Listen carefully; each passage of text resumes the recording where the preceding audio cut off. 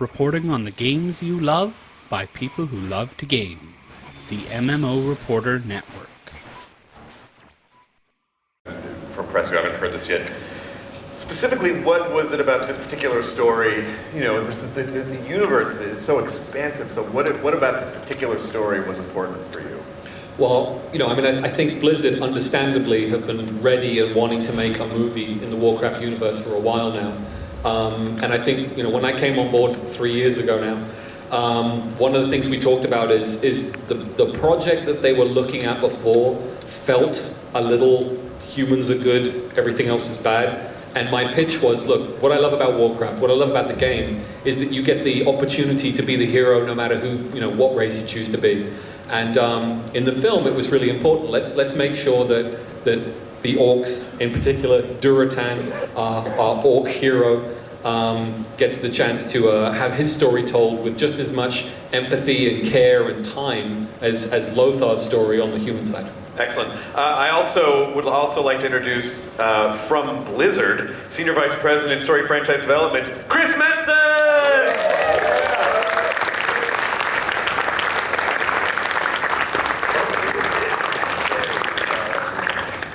Should I just stand in the back? You want to smell my lap? What's up, everybody? Hi, how you doing? Better late than never? Oh, sit down. I'll stand. Come here. I can stand, Chris. I can stand. Very nice lap. Whoa. Or you can just pace Sit wildly. on my lap? Are you really going to sit on my lap? You kind of look alike. They like look alike. So, Yeah, Dad, I'll stand in the back. All right. Chris, will you talk a little bit about why this was important for you to tell this, to do a movie? Why was it important for you to take this to film, and also the process by which you landed on Duncan, Legendary, and the story that they chose? That is a long, nuanced answer, I think. I think we talked about it a few times. At the end of the day, the truth is it's kind of risky, right? Why would you risk doing a film? The game has been really loved for a long time by the Warcraft player base, and I think we as Blizzard still don't quite get our heads around how sacred that is. But we just had this instinct all along. We wanted to share this story, this world of Warcraft with everyone around the world. And there's still inexplicably somehow a vast population of planet Earth that doesn't play games. I don't understand that at all. But since it's a truth, we want to take this idea as far and wide as we can. And film, has been the primary storytelling vehicle of our age. I guess I have to say maybe challenged these days by games themselves, but this was something that was just super, super important to us to share with the world. And Legendary, we had been friends with John Jashney many years ago as we talked about a number of our franchises with studios around town, and just had a lot of trust with John. And he wound up subsequently taking the role with Legendary, and it was just kind of a match made in heaven. We shared a lot of values. We shared a lot of geeky values. We loved the movies that Legendary had been making. And so we went through, some trials in terms of the early development, trying to find the right directors and the right story, the right script. Where would we frame this film when most people know WoW from WoW, or Warcraft from WoW, meaning one of any number of racial perspectives, right? So do you do a movie about my troll or my Draenei? So where do you plant that camera? And ultimately, we met with Duncan after some early frustrations, and this guy just sat down and went, "Here's how I see it." And he laid out his vision, and it was just, we were like, ooh, like almost pulling the thoughts out of our heads. We're like, yes, we should do that. Oh my God, yes, we should do that. And this guy just kept the hits coming, and it has been like that from the get-go. We knew that we were in very good hands, that this man has lived Warcraft just like you guys have. And he gets the details, he appreciates the nuances, and that's where it lives and breathes, So we've been very fortunate to have these partnerships, and it's crazy that we are here today. I'd add that I think one particularly unique benefit of having the chance to make a film of Warcraft is, for all of us who care so much about the game, it's a chance to communicate and show people who we love what it is that has gripped us so much for such a long period of time. come and see the movie, and then you can see what it was that we were doing for hours while you were sleeping. Spent inordinate numbers of hours playing. No, the interesting thing about it, because I saw a cut of it about 5 months ago, and the thing that I genuinely loved about the movie, and I'm not just saying that because we're all here, I told you this privately too, is that if you don't play Warcraft, you can still appreciate it as this fantastical story of right and wrong and choosing the right thing to do. But if you do play Warcraft, there's so many great Easter eggs hidden, that you will get. So it really isn't just for the Warcraft community, but it's not for the not Warcraft community either. It really is. It does feel like it's for everybody. I mean, that was the plan right from the start, and I think having the chance to work so close with Chris and Nick and Wei Wang as well, the amazing artist who sort of designed the orcs for the movie. We knew that if we could do this right, we could put our audience into a world that seems incredibly rich and lush and like a place they've never been. But for our fans of Warcraft, it's a world that they're going to know in intricate detail. It's like coming home.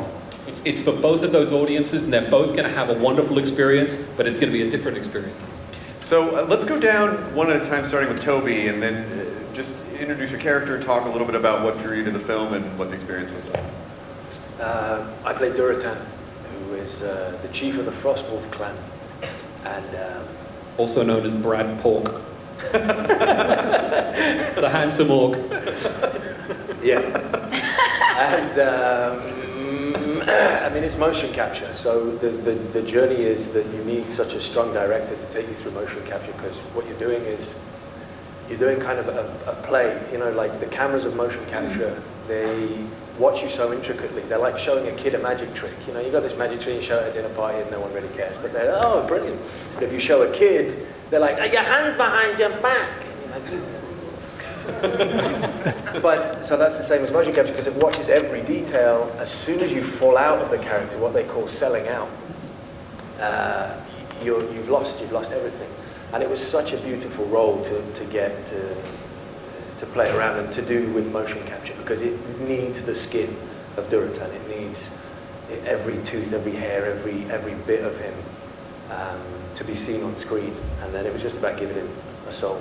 It's interesting that you're compared it to theater, because ultimately it is kind of like it's like Absolutely. green box theater. Like you're in pajamas, Yeah. and it's a complete theater of the mind for you, right?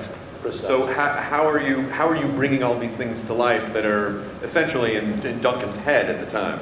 Well, that's exactly what you're doing, is playing musical chairs. Yes, we find that the place. So, Excellent. Or Ben. what you're doing is precisely that. You, again, as I said, you have to rely on Duncan, because he knows what it's going to look like. So he really knows intensely if the performance is honest.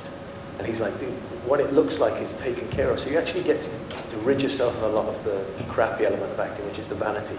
Like, well, how did my hair look at that? It doesn't matter. You're in grey pajamas. How do you want it to look? Yeah, it's actually more of like, can you see my penis? You're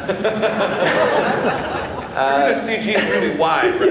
You're going to make it not long, but fat. Tusks on everything. Yeah, which they didn't have to do, because it's both. Come see Warcraft, family film. Bring the family. Yes, pardon Where me. families come I've from. ruined it. I've totally ruined it. Don't let me talk too long was the deal on set. That's the secret. That's the secret. Don't let Toby talk too long. Yeah, move on now. Dominic, can you talk a little bit about The other secret is never let me talk. I play King Llane, and I have to say I'm sorry because I didn't know anything. Well, I've never played it and didn't know a great. Oh my God, I apologise. Dominic, no, that's and I didn't have a clue what I was letting myself into, but loved every moment of it, and felt always. We were lucky enough that we had a very incredible, very elaborate, beautifully built sets that we did a lot of a majority of our scenes in. I had no idea the scale of it and the scale of the thing that I was given to wear, which I couldn't move in at first, and had to train constantly to even lift the sword that I was given. That was Lane's armour is epic in scale. It's a king. And you put me in a lion's head as well, which I tried to fight. That's You were forced. Yeah, I did. Yeah, it's great. And then what else do I remember? We had horses, a lot of horses on set. And There was we were a lot of in riding. studios. Travis found it very amusing to throw fresh turds fresh from the horse's bottom at me during filming constantly. That's my main memory. The Viking thing kind of came And that's me. Excellent. What about you, Ben? Well, Can you talk about Medivh a little bit and how you got involved? Medivh is a guardian. Y'all play the game. So, Oh, we're just well, sort of I like. also do theater. Use your magic, wizard! My technique is mostly following Dominic and throwing horse shit most of the time. I play Medivh, and he's a guardian, and he has been charged. I need more microphones. Did anyone bring an extra microphone? We just need five. There's a lovely lady taking a nap right here. We're all feeling similarly.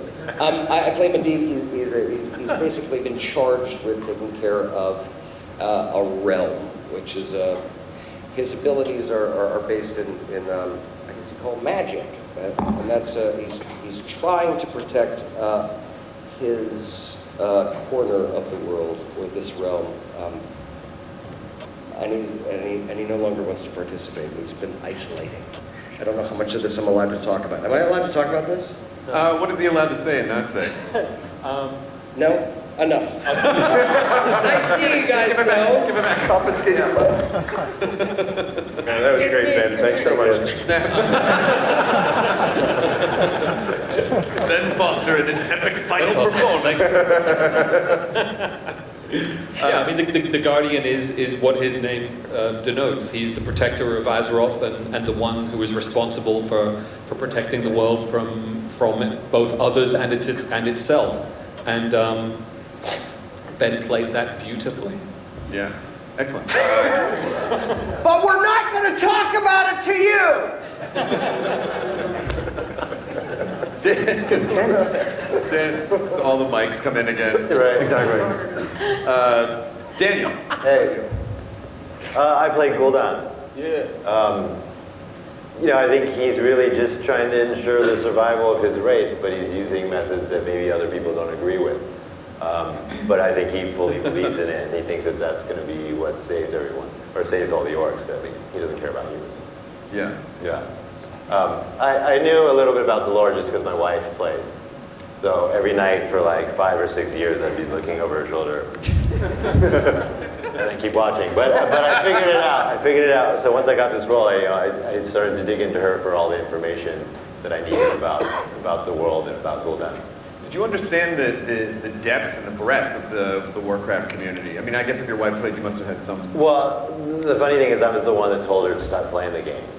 I recommended her, and then I realized that it was detrimental to our marriage. But Red lightning.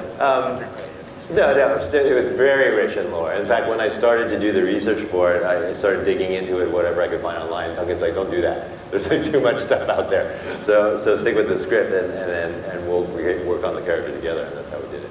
Excellent. Clancy, who plays Black Hand. Clancy Brown. First of all, you probably got to do the voice if you're here.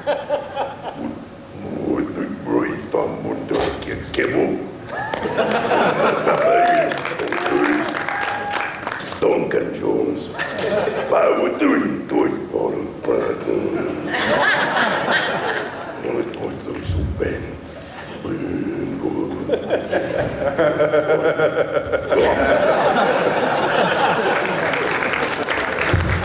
Unscripted. It's fine. He was actually having a stroke before. Yes, he was.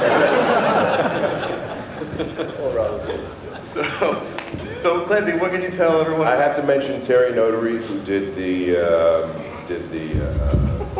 movement coaching, and who is as responsible for the creation of the orcs as anyone else. Certainly, the actor's ability to play the orcs. And I also want to mention Dan Cudmore, who you may know, any geek might know. He is in this movie franchise called The X-Men every now and then. And he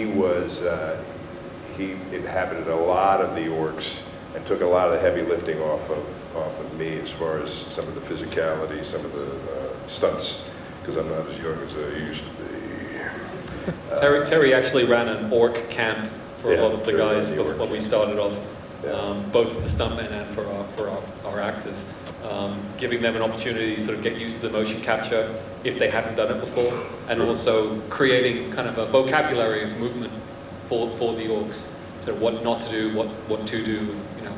Yeah. So how does the physicality inform the character choices that you're making? Entirely. I mean, being informed entirely. Yeah. Good. Thanks for coming out. All right. Thanks so much. Philosophical answer. Get out. Get them out. Paul Patton, also here at the end, plays Garona, and who's a little misplaced, I guess you would say, in the character, not you. But I mean, I am almost on the stairs. I don't know. It's okay though. I can scoot over. No, it's fine. Are you kidding? I have a little bit of room over here. No, I'm joking. Do you have? So, what can you tell us about Garona and how you got involved with the movie and what the experience was like? Well, I was sent this script and I loved it. It read like a novel, as I think the game is really that complex and deep that it feels that way because there's such a history and a background with each character. And then I met with Duncan, and he brought me into his office and he showed me this world, and he said, I really see you as Garona. And I thought, well, that's, first of all, as an actor to be wanted, you're like, yes, okay. But I was really honored because he started to tell me about who this character was, and the fact that she was half human and half orc was so fascinating to me, and that she had spent most of her life as a slave to Gul'dan and lived a life of pain and struggle and isolation, but had to sort of fight her way to get respect within the orc culture, and then suddenly finds herself like a fish out of water in this human world. And how does she deal with that? How does she come in with them, and how does that affect her life? And I thought, this is a really challenging character to play. I was scared, to be honest with you, because where do you do research? If you do research as an actor, can I find a half orc, half human? You don't have it. So that was the fear. But I think that anything that scares you is something you're meant to do. So I jumped into it, put the tests on, and entered this incredible journey with Duncan. I learned to ride horses and wield swords, but more than that, more than the action, what I think was so incredible about this movie was that the depth of human emotion we all had to portray, and that it is entertainment and you will be blown away, but it really mirrors the world we live in right now, and that the idea of good versus evil doesn't necessarily exist, that you have two people from two different worlds that equally want good for their family and for the people of their country or their universe or what have you, and are willing to do whatever it takes to make that happen. And neither one of them you can judge, and yet then there's also people who mismanage power, and what happens when we become corrupt by that. So I just thought, wow, this is something I really want to be a part of and dig my teeth into. I mean, my text into. Paula's character, Garona, really is at the heart of everything, and is at the heart of our story. Yeah, please. Garona is the bridging character between these two cultures that have never met and are now meeting for the first time. And that's what our story is about this clash of cultures and this clash of heroes who don't necessarily want to fight, but there doesn't seem to be any way out of it. And Garona is really the eyes on that conflict, on who the orcs are, and then seeing who the humans are, and really being stuck in the middle as this sort of keystone character. Yeah, and I do want to say, I'm not just a shitty Ryan Seacrest. I did. I have played. I mean, I played the original Warcraft. I played Warcraft 2 on a Mac Performa in like 1994 or 5, and I think part of the challenge. Warcraft 2. Warcraft 2. Yeah, Warcraft and Warcraft 2. So you came a little bit later. You came a little bit later, but I think one of the challenging things I'm curious to hear about from Chris and from Duncan is that, and you addressed this a little bit, Chris. Obviously, it's challenging when you're when you're taking a literary work to screen, because when someone reads a book, they obviously have an idea in their imagination of what they think a story is going to be. But something like Warcraft, and particularly WoW, it is an extension of people's persona. Like you attach yourself to a character. That character is you in a sense. And so, what are some of the challenges when something means so much to the audience, you know, who has put their lives into it? Let's start with you, Chris. Damn, man, that's a heavy question. Also, how do we achieve world peace? That's a lot easier, I think.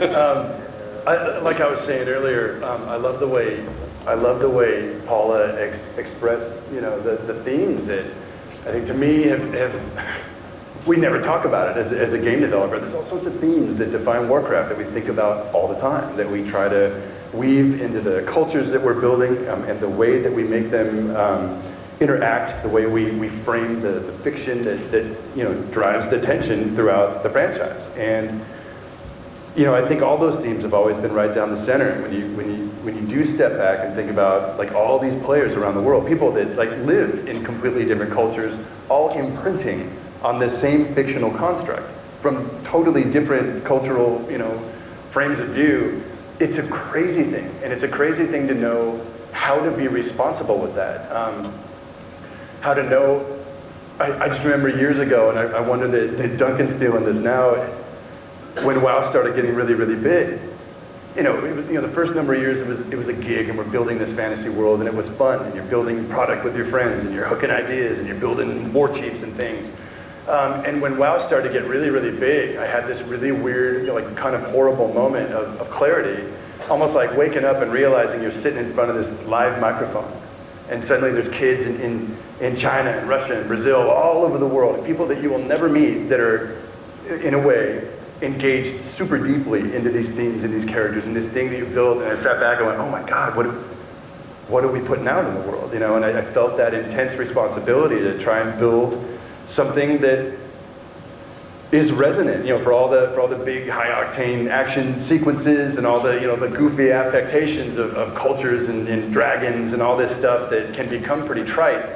We want to build some spirit into this thing and attempt to be responsible with that and take people on a ride that they can really really engage deeply in. And I think that this film certainly is mired, you know, under Duncan's leadership in that emergent tradition, you know. I think these are also things that you're very intent on, right, to kind of maintain and have that level of, it's almost, this is completely stupid, right, but at some level there's almost a sacredness to it, right? You want to kind of protect this thing because it means so much to so many people. I probably over-answered that. No, it was massive. I think one of the things that helps as far as my involvement in games and in Warcraft before taking this on is, you know, the nature of online gaming, especially games where you have groups of people who come together and play on a regular basis together. You know, before Warcraft, before WoW was a twinkle in anyone's eye, there used to be a game, Ultima Online, that you know, Chris and I talked about in the past, and I used to run a guild on that, and it kind of started to, you know, level out as far as the experience, and that was just around the time when WoW came out, and we basically mass emigrated. Everyone from Ultima Online all went to World of Warcraft, and I had, you know, friends and guys in my guild at the time who were playing from Texas and from Scotland and from Germany, all over the world, and we felt like a family. I mean, you know, you really had that sense of loyalty. I'm going to be here. I'm going to be there when we need to do this right. You know, I'm going to be there and play it at the same time, and you have that kind of familial aspect to it, that sense of loyalty. And going into the movie, the sense of loyalty and what loyalty is and who you care about and who you look after, that's at the heart of the movie. You know, I think that's because that's at the heart of the game. You know, that, and I think that translated across to the film. Yeah, and the themes in the film, again, very universal themes. So that if you didn't, you know, if you hadn't migrated your guild over forever ago, you still would be able to get something out of the film, even if you didn't understand every reference. Yeah, and every time I see a tweet or something from you know, one of my old guildies on, talking about Warcraft, and I've already seen some of them like popping up today on Twitter about seeing the trailer and how excited they are. I mean, again, we build up so many memories and have so many experiences in this strange virtual world that other people are not aware of. But loyalty and that sense of family is something that everyone, as you said, it's universal. Everyone understands that. Yeah, except for Trump. Don't take that, Donald Trump. You just got singed at Blizzcon. But I want to open up the floor for questions. Blizzard hates Donald Trump. Yeah, that's good. No, that was Chris Hardwick said that. I will take responsibility for that. Suck Trump. All right. Would now like America better. Yeah, it's going to be so great. Without Chris Hardwick. Gonna get him out of this country. Best panel. We're letting these orcs come across the border. They're not you. They're not you. We're gonna build a paywall. Okay. It just kind of wraps itself at some level. It's amazing. But I'd love to open up the floor to questions now because I'm sure you have some. I believe there's someone out with a microphone roving around somewhere. No? Where I can. Let's start. Yeah. Is the microphone? Okay, over there. Fine. I see you waving. I just didn't know if you had the microphone. Okay. This is for Toby. In the past, orcs have kind of been seen more as villains and monsters, so Durotan kind of seems like he's going to be the hero of this movie, at least from the trailer that I saw. So how is it to play this role? Like, how is it to find the right mix for this character that you think the audience will really connect with? That's a good question. Thank you. I don't have an answer. No, I'm joking. Well, it's exactly as been said a lot on this panel, that wherever you're from, if we're all like, okay, so they're the enemy, we all join in, and that's the deal. I think Blizzard has already covered in a massive scale where Durotan comes from, and his ability to contain his rage is what allows him to become war chief of his band, and I think becoming a father and having a wife and all of those things, and his land dying, I think that's at the core of Durotan. That's all that he's focused on. We could talk about where he's come from or where he's going to, but I tried to play Durotan very much as it occurred, because that's how he started. So I hope that answers it. Excellent. Next question. You had to raise your hand. Yes. I'm going to start things off with a pun. This one's for the Horde. Come on, guys, I thought we were gamers. Yeah, they're all... This one is for all the orcs. So you've seen the trailer now. You've seen what the end result looks like. Obviously, when you were filming, you were covered in little dots, doing your own thing, using your imagination to the best of your ability. What is it like now? Was it anything like what you've seen tonight, what you had in your head? Was it close at all, or were you just like, oh, that's what it ended up like? Yeah. To a degree, I mean, I'll just go first as the greedy one. Let's just say I'm greedy. To a degree, so the huge gates that opened, we had a portion of, right? We didn't have, so we had the green screen to a section and went on. So you could feel the scale, and everything you held in your hand was so vast. The vastness was there, Not everything you held in your hand. Dominic was on the set. It's a horde, it's an anti. I'll tell you, there was a period at the start where ILM were basically on, we're going to be doing our effects, and we knew that. And we had already started filming, and there was some sort of tech tests that you do before you start shooting to make sure everything's going to work and it's going to look great. But we had never actually seen a completed, finished orc to the level where we would know, right, everything's going to be fine.